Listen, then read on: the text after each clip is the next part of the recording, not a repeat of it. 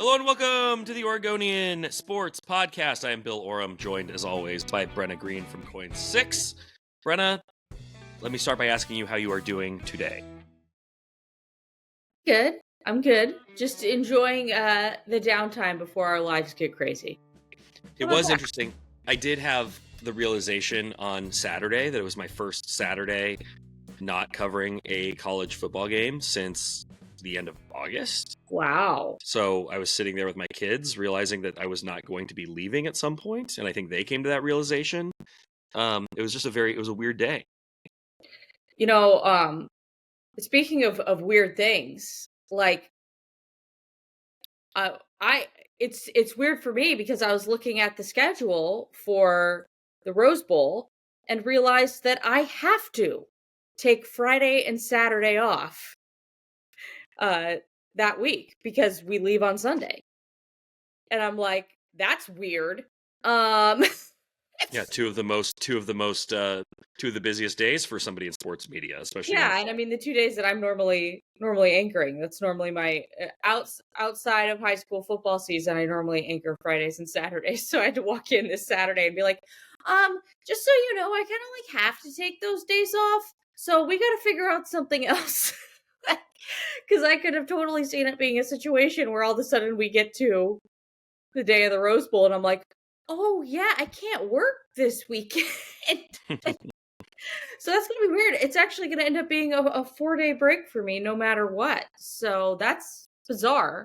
But you know. Yeah, when was the last one of those?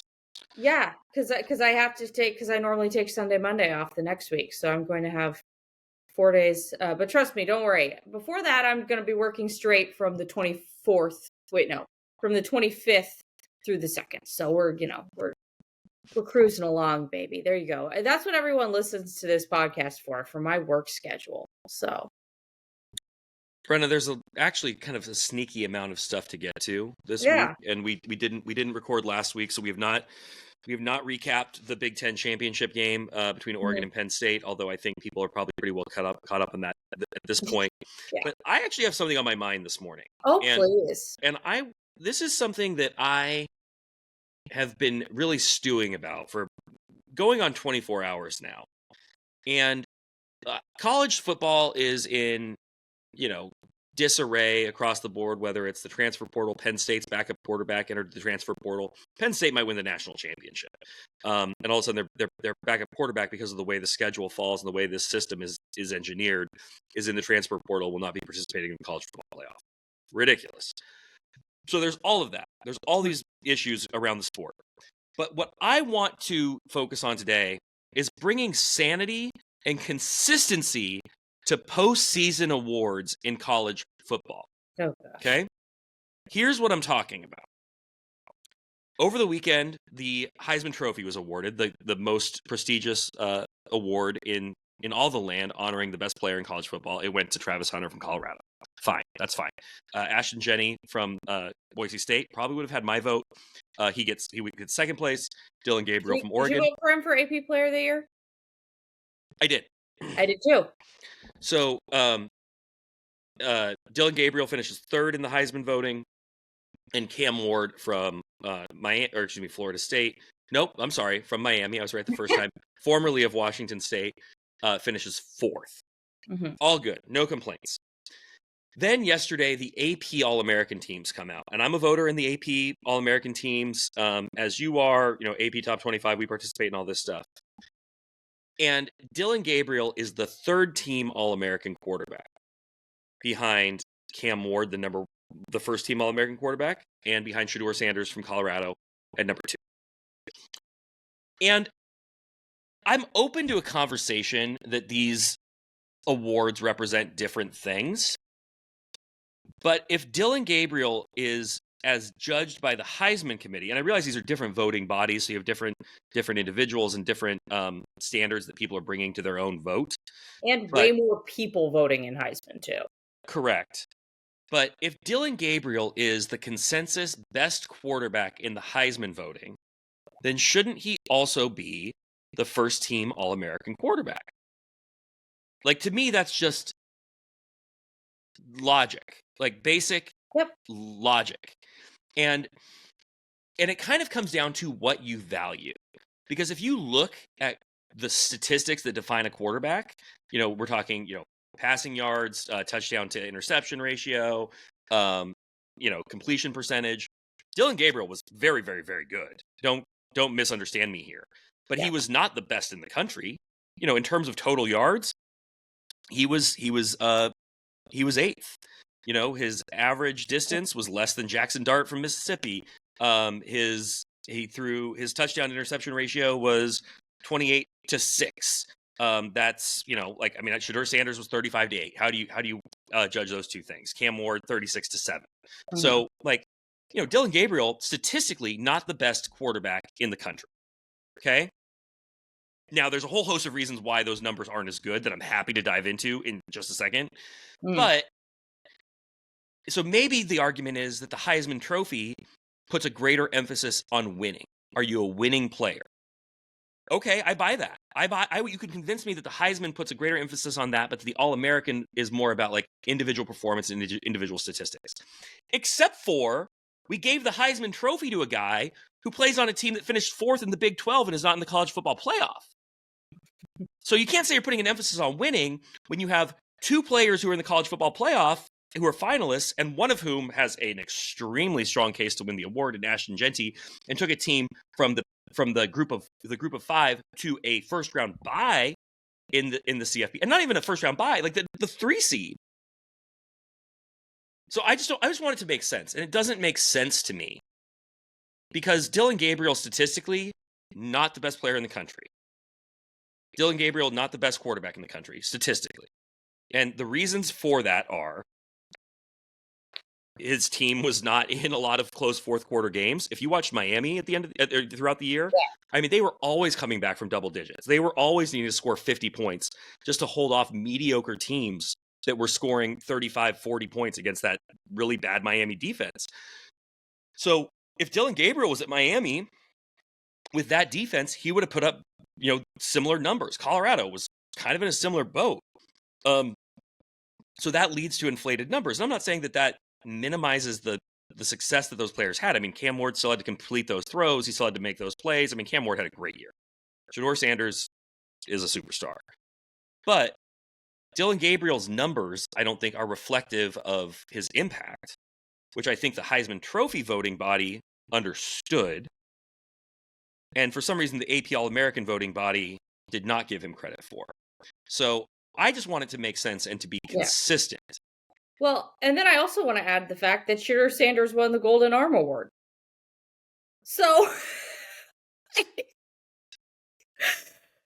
normally with this quarterback stuff, there is consistency. It's pretty, consistent. And this year, it is obviously not. I mean, to the point where, I don't know, maybe I was just cruising along yesterday when Oregon put out the AP All-American graphic, but I thought until you told me this morning that Dillon was second team. I thought he was second team. I was like, wait, he's third team? I really don't understand Shedeur being second team, just from, like you said, the pure fact of winning. Dillon his numbers are terrific. I mean, I want to be clear. I mean, he was third in the country in passing yards behind Kyle McCord from Syracuse and Cam Ward. Yes. He threw 35 touchdowns, which is, I believe that's second most behind Cam Ward. Yeah, so most touchdowns thrown, Cam Ward, Shedeur Sanders, Cade Klubnik, and then the kid from UNT. And Dillon Gabriel's down at 8th. It just, tied with Carson Beck.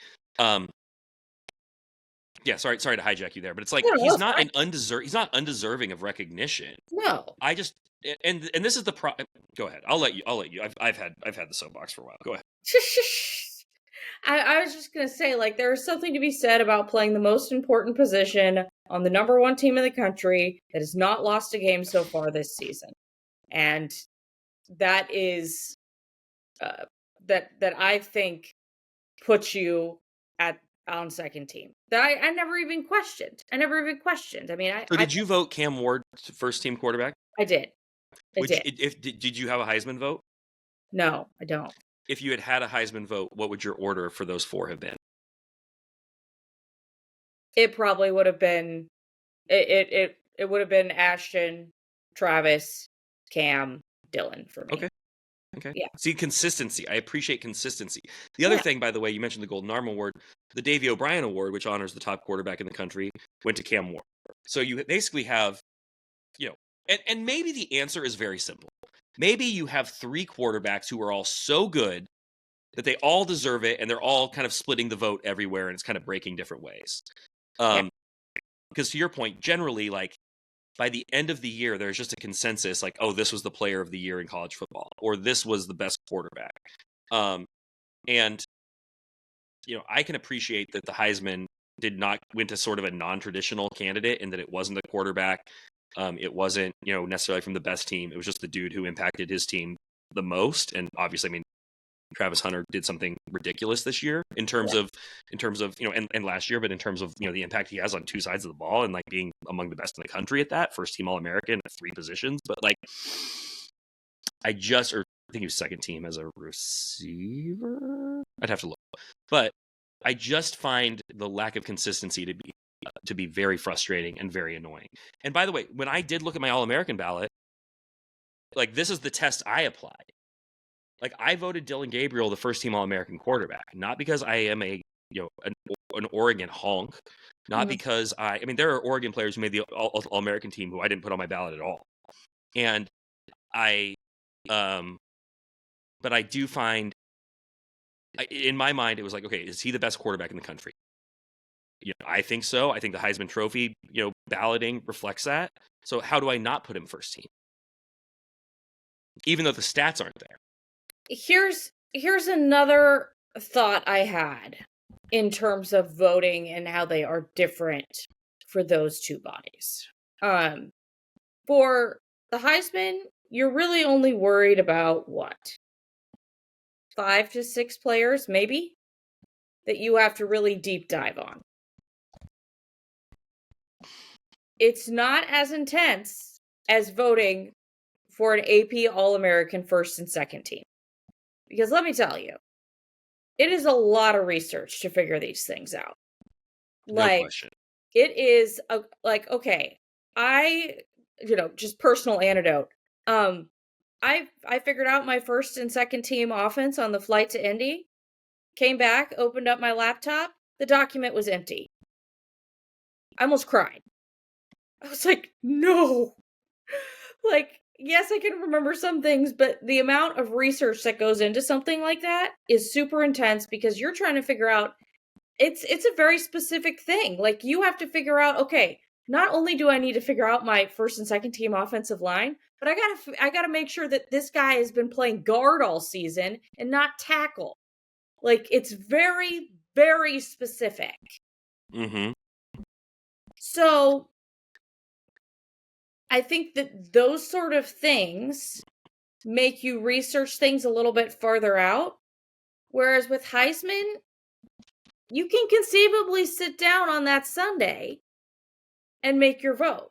I'm not saying that people aren't thinking about it, but it's going to be fresher in your brain. And especially it's going to be fresher in your brain with Dillon Gabriel, because he just played the night before. And but that would be the argument. That would be the argument for him to have gotten more votes for a higher spot. Right? On the Heisman or on the AP All-American team? I'm saying the AP All-American team, because that was due the Monday after the Big Ten championship game, 2 days after. Yes, but I'm saying that right? Maybe a lot of people voted in that AP All-American team, or had their thoughts for that AP All-American team prior to that because of the amount of research that requires. Whereas the Heisman, you could conceivably sit down day of and have some things change for you, because it's not as, rigorous of a process. I mean, you are not having to figure out a first and second team All-American kicker when you're voting for or punter when you're voting for the Heisman.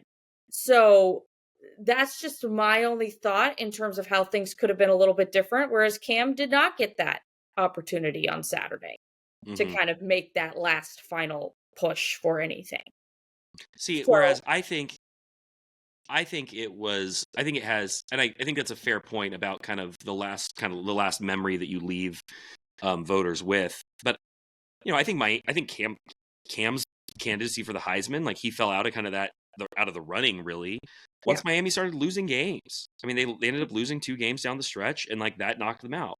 And just as if Dillon Gabriel had taken a loss somewhere along the way, I don't know if he's a Heisman finalist. He was a Heisman finalist in my mind on the back of a 13-0 season. Yes. And like you said, being the best player at the most important position on a 13-0 number 1 team. I just think that I'm asking for the impossible here, which is that basically people in different places and bodies can somehow intuit what others are thinking and what and come to some consensus. But I guess if I'm finding the silver lining here, it's that there was great quarterback play in many places around the country this year, and that the lack of consensus does give us something to chew on with these quarterbacks, and obviously gives us something to talk about and something to debate. But it does create honors for all these players, right? Like all these players have something that they can kind of point to and stand on to reflect the great seasons that they've had, because they did all have great seasons. That's not an issue. Yeah, or you could say that there wasn't someone who had an absolutely astounding season. They all have their flaws. I'm not saying that doesn't mean they didn't have good seasons, but I don't think that there was, at the end of the day, when you look at quarterback play around the country, it's pretty obvious that nobody had an absolutely blemish-free season, because if they did, guess what? They would have won the Heisman. See, I disagree. I was just going to say, almost no matter what had happened this year, no matter how good these quarterbacks were, I don't know that any quarterback could have caught what Travis Hunter and Ashton Jennings had done. I mean, Travis Hunter, generational, two-way player, and then Ashton Jennings putting up some of the best numbers that we've seen in the past several decades, and he's going to set the record and all that. So, I mean, I do think that this was kind of like the Heisman was a 2-player race, I think, almost no matter what. Okay. But I mean, sure. I mean, a great quarterback season is always going to get more attention and more praise than almost anything else, because it is the most important position, and it's the most visible position. I mean, it's really hard for a wide receiver or cornerback to garner the kind of attention that Travis Hunter has, and it's only because he did both at such a high level. So, I can't really argue with the way the Heisman fell. I just find it to be, it just bothers me. Like in my little brain, where I like things to be orderly and things to line up, and I like if I'm eating hummus with a cracker, I make sure that there's like straight lines and edges in the hummus. I don't like the big like mess swirl of just like dip and rip and dip. Like, no, like I like order. I like straight lines. And the postseason awards in college football have not given me straight lines. Someone loves to smooth the ice cream, I can tell. It's I do. and which, by the way, leads to so many more bites of ice cream as you're like, oh nope, gotta get that. Gotta get it perfect. Yeah. I respect it. Yeah, I was genuinely surprised when I saw the numbers for the Heisman and just how Dillon finished compared to Cam. It was not close for third. I mean, yeah, I was just pulling it up. I mean, over 200 more votes than he had over 200 more votes than Cam did. So yeah, so I mean, in terms of like the scoring system, he had like almost 300 more. Almost 300 more points, and then more votes at first, second, and third. So I don't know. I mean, we've probably exhausted this subject. Yeah. I just think it. I think ultimately Dillon Gabriel deserved more recognition from the AP All-American team. There's still awards coming out. There's still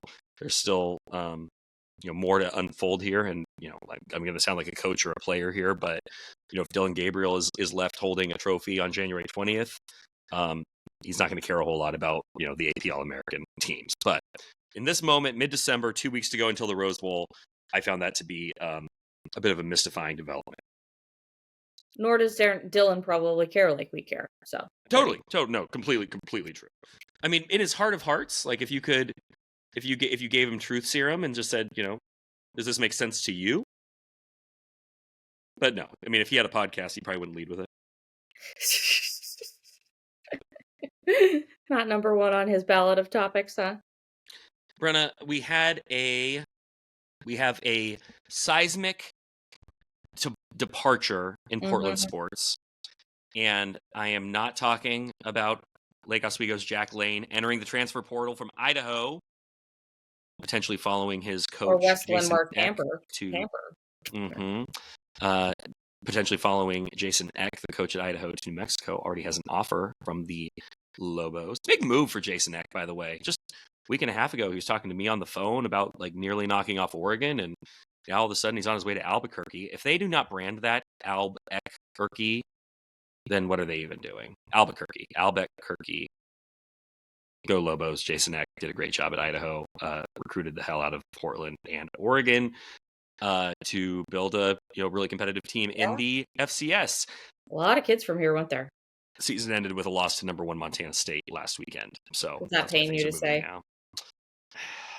Montana State is very, very good. Wearing a Montana hat right now.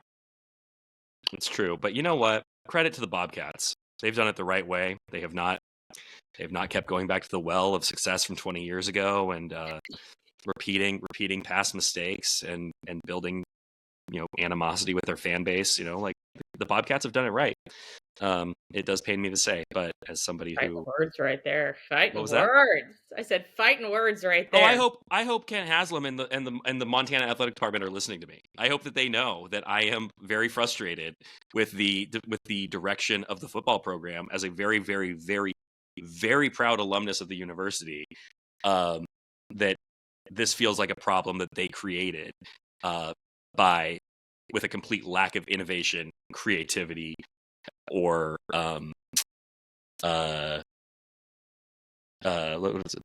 backbone. The path of least resistance has led them here. Didn't they make the national championship game last year? Pure. I mean, fun team. Yes, they did. They also got smoked, and they had no business being in the national championship game. Very fun playoff run. It was a fluke. Look at the track record Bobby Houck has had in the 5 or 6 years since he's been back. It's been an unmitigated disaster. But we all thought when we started talking about Becky Sauerbrunn, we would talk about Bobby. I hadn't said Becky Sauerbrunn yet. Thank you. No, you hadn't. But now I'm ruining it. For blowing my dramatic build to the payoff for people who've stuck with me through my Montana vent rant. But when I talk about the seismic departure, obviously I'm talking about Becky Sauerbrunn announcing her retirement from soccer, captain on the U.S. women's team, veteran of, I want to say, 3 World Cups and 2 Olympics. It's either that or inverted. I think it's 3 World Cups and 2 Olympics. Spent the last 5 years with the Portland Thorns. What jumps out to you about Becky hanging up her boots in this moment? Man, just very interesting time for the Portland Thorns. You lose your leader on both offense and now defense. And that doesn't necessarily mean that they were the best players at their position on that team at this point. I think that, definitely on offense, pretty obvious. It's Sophia. I'm not so sure about the defense. Sam Coffey. But, 2 players who held a lot of weight around that team and had a huge voice in everything, are now departed. And so, this is going to be a really interesting next year for the Thorns to see who kind of steps up and becomes steps up into more of a leadership role. I think Sam is pretty primed to do that. She's just kind of naturally like that. She's extremely eloquent. You can tell that girl is a daughter of a sports writer, okay? Like when you interview her, it's like, oh, she's bringing it. I love it. So I think that she really can step into that role seamlessly. It'll be interesting to see, offensively who kind of steps in that role. It's pretty like Sophia is somebody who can do it, I think, but it's just different. It's going to be different. It's going to be a different type of leadership, I think, than what Sink was. And that doesn't necessarily mean that Sink was super like vocal. I just think it means that Sink just had this presence that I think is unreplaceable. So it's learning to operate a little bit differently. So, but losing those two together in the same year is pretty intense. So, a very interesting moment, a very interesting fork in the road for the Thorns coming up. I'm not super surprised that Becky is retiring. I am a little bit surprised that it came about this way at this time.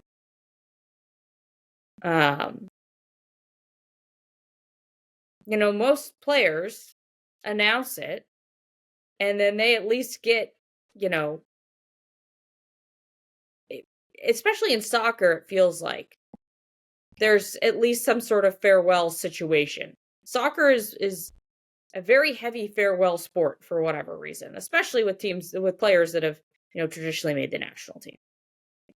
And that is just not going to be happening in this situation for Becky. So, you would have expected it either a little bit, either before the season ended or maybe right after the season. But a few months after the season, I was a little surprised by that. I was not expecting that on this fine Tuesday morning. So yeah, big picture, very interesting time for the team. Smaller picture, narrowed down to Becky. Very interesting timing. So. What I find sort of interesting about it is just kind of zooming out a little, and about kind of the state of women's soccer, particularly in the U.S. But I mean, you can include Christine Sinclair in this as well. But in the last little over a year, you have seen Megan Rapinoe, Alex Morgan, and now Becky Sauerbrunn retire, and that is an entire era of leadership of the U.S. women's national team. Those are players who have been responsible for and certainly part of some of the most memorable runs that those teams have gone on, World Cups, Olympics, and it just is represents a very significant changing of the guard. And we saw that in Paris. That was a very different, looking team that wasn't, Becky wasn't there. I mean, it was a very different looking, women's national team that represented the U.S. in the Olympics. So I think, just kind of the shifting or the changing face of the sport. Obviously, Sophia Smith is a huge part of that. Yep. Trinity Rodman, like it's kind of notable how the sport has changed. And I think that I would also just say that you can't talk about Becky without talking about her role in the labor movement in U.S. soccer and fighting for equal pay. And she was the president of the union, I believe, when that was eventually agreed to. So when you talk about like Becky's legacy, you could probably point to that before you even talk to any single moment on the field, because I mean what that has done for, obviously women's soccer, but the precedent it sets for women's sports across the board, an absolute game changer, and she's kind of the face of that movement. So just a highly impactful figure in the sport and in women's sports across the board. And of course the Thorns are losing a very powerful and very respected voice, and that's a blow to lose two of your most senior leaders in a matter of months. I mean, that's they are a combined 80 years old. Becky's 39. Christine Sinclair is 41. Like, it was going to happen. They had to retire at some point. Yeah. And so, for the Thorns, I mean, it's probably, an opportunity to find that leadership from within. Like you said, who does step up? Who does fill that role? Who does take on, whose leadership does this team start to embody going forward. And that can be fun to see too as teams turn the page. So, sort of a happy trails moment to Becky, who has certainly earned, a great send off from the city of Portland and from the soccer community, and hopefully has great things awaiting her in her second chapter. I did find it really interesting during this Olympic cycle how last year during the World Cup, there was a lot of questions on whether or not Becky was going to make that roster. And obviously her injuries played a role in that not happening. This time around, her name just didn't really come up. Mm-hmm. And it was very obvious, this is not a teammate versus teammate situation, but, like Sam, Sam was another one during World Cup where it was like, is Sam going to make the team? Is Sam going to make the team? And she obviously didn't. And this time around, it was like, oh yeah, Sam's making the team. And Becky wasn't even really a thought. And I'm sure that, between Sink retiring and that, and just not really even having a moment, to not really being, I don't want to say she wasn't a thought to be on the national team, but it just wasn't, she wasn't in the conversation. And I'm sure for her, that was another moment of like, okay, maybe this is the world telling me that it is time for me to go do something else. I am kind of bummed, though, we don't get like a Becky Sauerbrunn press conference or anything, because I think she would have given some really good insight. I would have loved to have, peppered her with a few questions, and I think you would have as well.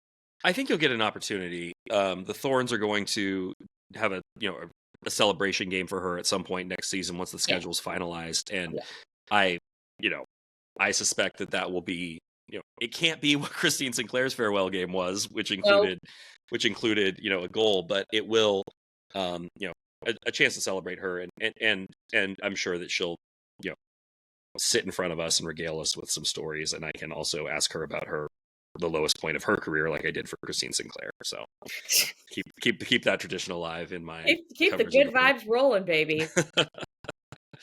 By the way, Brenna, I have breaking news. This is Oregonian Sports Podcast breaking news. Ooh, please hit me. Order is restored to the college football postseason awards universe. Ask me why. Why? Byline from James Crepia, the Oregonian Oregon Live, posted at 11:05 a.m. Tuesday, December 17th. Dillon Gabriel added first-team All-American honors to his list of accolades. Yeah, I forget it. Named a first-team selection by the Football Writers Association of America. Yeah. So the Football Writers Association of America gets it, and the AP voting panel, which includes primarily football writers and broadcasters, somehow didn't. That's okay. Dillon Gabriel was also a second-team selection of the Football Coaches Association and the Walter Camp Association. So it's just kind of all over the place on that front. Sorry for the hard pivot, but I did want to get the breaking news in. Do we have a breaking news sound? Producer, podcast editor Kelly Doyle will be working on that. If she can retroactively go in and add that sound, and then this explanation of me asking for it will make a little more sense. Maybe on the YouTube we'll get a Chiron breaking. Maybe nailed it. I really do think that there's room for us to jazz up the special effects on this podcast. Do you know what I mean? I mean, why am I not surprised someone who loves a good pun wants that as well? I mean, that goes hand in hand. I do think that it's just frills. I love frills. I'm a frilly guy. Wow, this is a great podcast, Bill. I'm so glad we did this today. I have a question. Yeah. So the Ducks functionally have a bye this weekend for the second straight weekend, because they earned it with their 13-0 run through the Big Ten, including dismantling Penn State in the Big Ten championship game. Maybe not quite, but pulled away and pretty decisively won. We have not talked about the whole path through the playoff thing here since the bracket has come out. Yeah, I think that has been a pretty well exhausted topic. I agree with you. But Ohio State and Tennessee play this weekend in Columbus, and I think that we all have sort of looked ahead with sort of the assumption that Ohio State and Oregon are on this collision course for a rematch. Do you believe that Ohio State will be the team that is there on January 1st in Pasadena with us? Or do you think Tennessee is going to deprive us of that matchup? And what do you think is better for the Ducks? The thing that I keep coming back to with Ohio State is their offensive line and how beat up it is. Mm-hmm. It's a rough situation over there right now. I'm not saying that it's bad, but I mean, you lose your center, who was like the all everything on that team, and they also lost, I believe, 2 other offensive linemen throughout the year. So, that's something that I'm really going to be looking at this weekend to see how they do on that front. Sure, I'm really fascinated by that. I mean, I still do think Ohio State wins. I do. I think if you're Oregon, the saying goes, it's really hard to beat a team twice. And if you're Oregon, yes, it would be great to play Ohio State again. I don't think anybody would be denying that. But from them, man, I just want something different. But that could also mean, by the way, that they literally play an all SEC schedule. They just play a mini SEC schedule through the playoffs, which is kind of crazy. I didn't even think about that. Any criticism that Dan Lanning has not beaten an SEC team would certainly be alleviated if the Ducks were able to run the table against, let's say, Tennessee, Texas, and Georgia. Yeah. I mean, if I'm Oregon, I probably want to play Tennessee. Especially, Ohio State having a game against us already, having that tape, having that film. Probably want to play Tennessee. I'm not so sure it really matters all that much, but they're gonna lose either way. Yes, Oregon's going to be out of it no matter what. Well, I don't know. That could have been what you were saying. Yeah. I mean, that's not what I was saying. I mean, as you've already said, the schedule is rough. If they pull this off, it's one of the greatest it is. No, I shouldn't say that. If they pull this off and they play who we think they are going to play, it has to be the greatest run in college football history. I would submit that whoever wins this first 12-team playoff should wear that crown almost regardless of what the path is. Yeah. Because no college football team has ever had to play 17 games, 16 or 17 games to win a national championship. And winning is hard. Winning every week is hard. And there's a reason that the SEC puts those ridiculous games in November where they play Mercer and Kennesaw State and Montana Western. Yeah. It's because winning is hard. And playing juggernaut after juggernaut after juggernaut. I mean, it is conceivable consider the path of a team. Hold on, let me pull it up. Consider the path of a team that does not have a first round bye to winning the national championship. If it's Penn State, right? And everybody says Penn State has such a great path. Penn State has such a great path.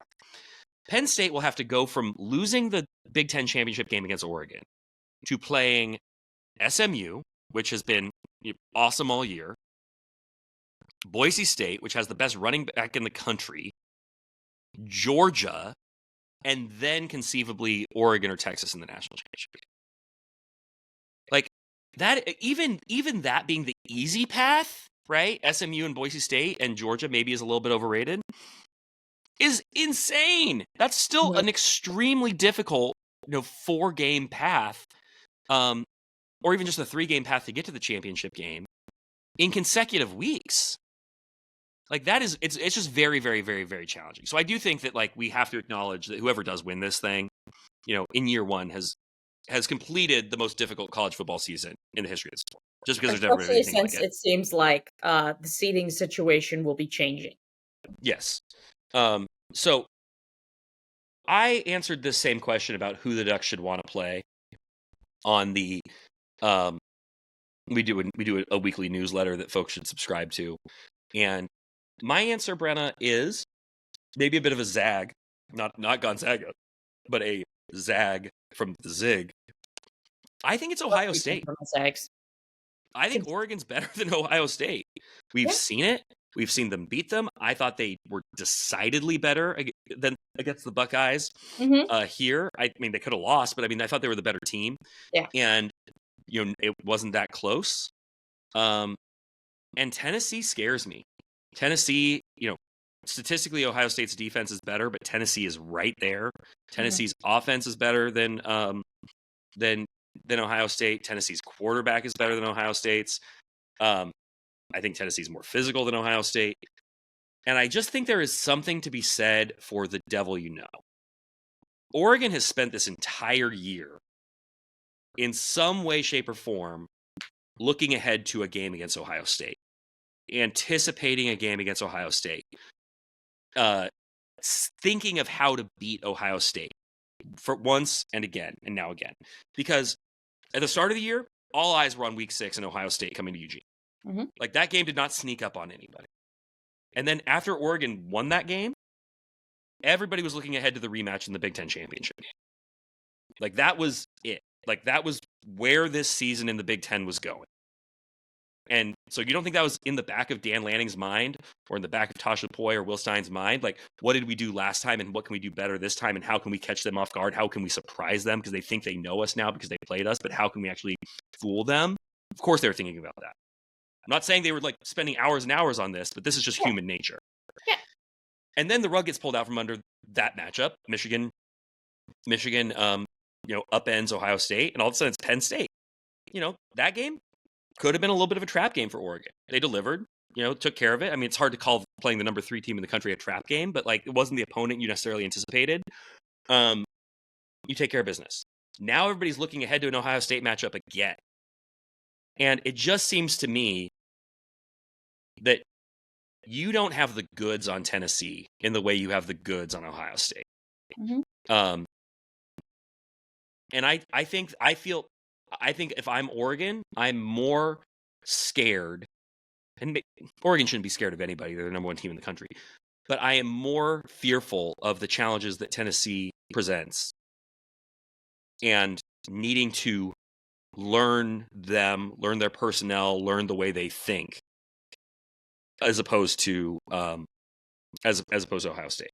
And listen, I mean, this is the nature of the playoff. I mean, you don't know who's going to be there in the second round in the Cotton Bowl. It's like you think it's Texas, presumably, but hell, it could be Arizona State. Arizona State has been extremely good. Arizona State might have the best player on the field in that game, in Cam Scatterbo. So, that is not something to discount. But I just think that, we know Oregon can beat Ohio State. We know Oregon has shown that it is better than Ohio State. Tennessee, Tennessee has been mighty impressive, with the exception of, a couple of weeks when it kind of face planted. So I'm a little more worried about Tennessee myself. So, yeah, I see your point of, hey, you already have a lot of intel on this other team. So you already have you already have a base level knowledge, whereas the other team, that's not the case. I mean, I'm sure that they are studying both programs to some effect this week. Yeah, it's not like they're going to be like, well, let's see who wins on Saturday and we'll start scouting. Yeah. That work is underway on both teams for sure. Yeah, absolutely. So, I guess for me, just from a fan perspective, well, I mean, I guess from a fan perspective, it goes two ways. But first of all, I would like to see another rematch with Ohio State. Mm-hmm. I think that would be fun. I think it would be fun to have a traditional Pac-12 versus Big Ten Rose Bowl Sure. with all the chaos of the last year. Here we are. Um, and I think that also, potentially playing an all SEC schedule to the college football national championship game is ugh. I'd like a little bit of diversity in that as well, but that's just from a fan perspective. I understand that, and I agree. I just think that, like, maybe this is wishful thinking. I think there's going to be chaos. Yeah. I think that, everybody's like, oh, Penn State, like, easy path. Penn State could lose to SMU. SMU's good. Like, nobody's giving SMU a chance. I understand it's going to be like negative 11 degrees in State College on that game's Friday, right? On Friday night. Like, that is a huge advantage to Penn State. But, like, no, I don't know. I just don't think that I don't think this thing is going to be chalk at all. Mhm. And that makes, Oregon's path all the more treacherous, is like, I think there's going to be chaos. And, it's teams that you haven't, spent a lot of time thinking about, that you're kind of learning about on the fly. And I think there is going to be a real accumulation to this system. I mean, needing to beat 3 top 10 teams in consecutive weeks. I mean, whoever does it, I'm coming full circle now, but that's a hell of a feat. And I think it's going to be a lot of fun. I just don't think it's going to go chalk. I mean, yeah, that could totally happen. But then you also have to look at the FCS playoffs right now. What's that looking like? Yeah. Chalk? Well, that's true. That's true. And that kind of tends to happen at the FCS level. Not all the time, as we've already talked about, but yeah, I think that the top teams in the FCS are just so much better than everyone else. Yeah. North Dakota State and South Dakota State, Montana State, the funding, recruiting, facilities, yep. There's such a difference between what they have available and what is available at Fordham. But I respect the random FCS poll.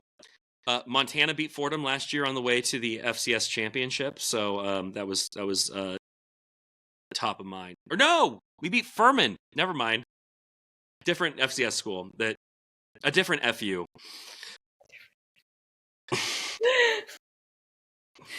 Well, I think the number one takeaway from our podcast today is that we are an anti-Bobby Howe podcast. That's the number one thing listeners should take away from this. That is a key takeaway, and I look forward to leading the search for Montana's next football coach when that time comes. Brenna, there's a lot more going on in the world. Blazers are continuing on this slow trudge through another losing season. Trade deadline is getting closer by the day. I think we can start talking about that soon. Yes. A quick note on that: The Athletic did put out a list on its 30 most tradable players today. I thought it was really interesting from the great Sam Vecini. There are 4 Blazers on the list. Robert Williams, who I've obviously advocated strongly for needing to be traded, comes in at number 9. And then after that, Anthony Simons, DeAndre Ayton, and Jeremy Grant all hit the list. But, like, the takeaway is that all of those guys are going to be extremely difficult to trade, which we knew. And we understand that with the new CBA and the new salary cap restrictions, that those, $20+ million contracts are going to be harder to slide in for teams. Like, most teams that would trade for those players are already pretty good, and to be good, you're probably already expensive. So we can unpack all this a lot more going forward, but that's something to monitor. Transfer portal is open. Been light movement for the Ducks. Nothing major to report. A couple defense players coming in who will certainly play next year. Mm-hmm. The Beavers lost a player to Michigan State again, so that's going to be a fun annual tradition as long as Jonathan Smith is there and the guys he brought to Corvallis are still hanging around.